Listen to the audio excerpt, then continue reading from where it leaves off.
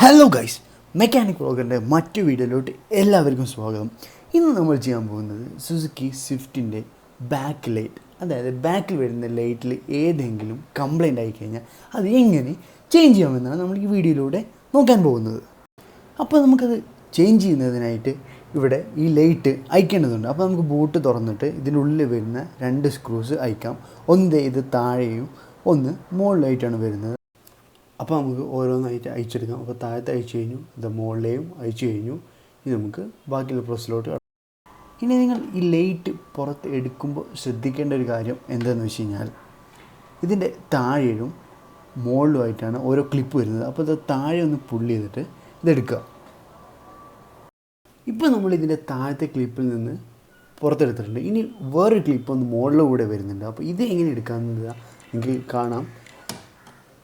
അവിടെ ജസ്റ്റ് ഒരു സ്പേസ് ഉണ്ടാക്കിയിട്ട് ജസ്റ്റ് ഒന്ന് പുറത്തോട്ട് തള്ളിയാൽ മതി.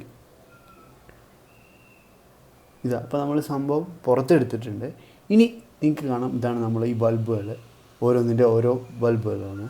അതായത് നമുക്ക് ബ്രേക്ക് ലൈറ്റ്, അതേപോലെ തന്നെ സിഗ്നൽ ലൈറ്റ്, പിന്നെ റിവേഴ്സ് ലൈറ്റ് എല്ലാം വരുന്നുണ്ട്. അപ്പോൾ നിങ്ങൾക്ക് ഏത് ലൈറ്റാണോ പ്രോബ്ലം അതനുസരിച്ച് നിങ്ങൾക്ക് ചേഞ്ച് ചെയ്യാവുന്നതാണ്.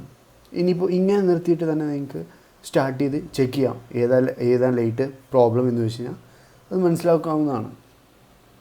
ഇനി നമുക്ക് ഒരു ബൾബ് പുറത്തെടുത്ത് അത് എങ്ങനെ ചേഞ്ച് ചെയ്യാമെന്ന് നമുക്ക് നോക്കാം. അപ്പോൾ സപ്പോസ് ഇതാണ് നമ്മുടെ പ്രോബ്ലം ഉള്ള ബൾബ് എന്ന് വിചാരിക്കുക. ഇത് ഇങ്ങനെ ഒന്ന് ട്വിസ്റ്റ് ചെയ്തിട്ട് സാധാരണ നമ്മൾ ഹോൾഡറിൽ ബൾബ് ഇടുന്ന പോലെ തന്നെ, അല്ലെങ്കിൽ റിമൂവ് ചെയ്യുന്ന പോലെ തന്നെ ബൾബ് പുറത്തെടുക്കുന്നു, അത് പുതിയ ബൾബ് തിരിച്ചിടുന്നു. ഇപ്പോൾ ഇതിലിവിടെ പ്രശ്നമൊന്നുമില്ലാത്തതുകൊണ്ടാണ് ഞാൻ സെയിം തന്നെ ഇടുന്നത്. അത് നിങ്ങൾക്ക് മനസ്സിലായെന്ന് വിചാരിക്കുന്നു. അപ്പോൾ നമുക്ക് ബൾബ് തിരിച്ചിട്ട് ഇതെല്ലാം റീഫിറ്റ് ചെയ്യാം.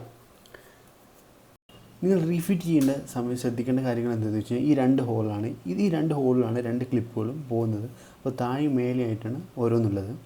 അപ്പോൾ ഇതാണ് താഴെ വരുന്നത്, പിന്നെ മുകളിലൊന്നുമില്ല. ആദ്യം നിങ്ങൾ ഇടുന്ന സമയത്ത് മുകളിലത്തെയാണ് ആദ്യം ഇടേണ്ടത്, അതിനുശേഷം താഴത്തെ. അപ്പോൾ നിങ്ങൾക്ക് ഈസി ആയിട്ട് ഫിറ്റ് ചെയ്യാൻ പറ്റും. അപ്പോൾ നമ്മൾ ഫിറ്റ് ചെയ്ത് കഴിഞ്ഞു. ഇനി രണ്ട് സ്ക്രൂസ് ഉണ്ട്, നമുക്ക് ടൈറ്റ് ചെയ്യാം. നമ്മൾ ഏകദേശം അത് ടൈറ്റാക്കിയിട്ടുണ്ട്. നിങ്ങൾക്ക് എല്ലാവർക്കും വീഡിയോ ഇഷ്ടപ്പെട്ടെന്ന് വിചാരിക്കുന്നു. നിങ്ങൾക്ക് എന്തെങ്കിലും അഭിപ്രായങ്ങൾ അറിയിക്കണമെന്നുണ്ടെങ്കിൽ കമൻറ്റ് ബോക്സിൽ പറയാവുന്നതാണ്. Thank you guys for watching.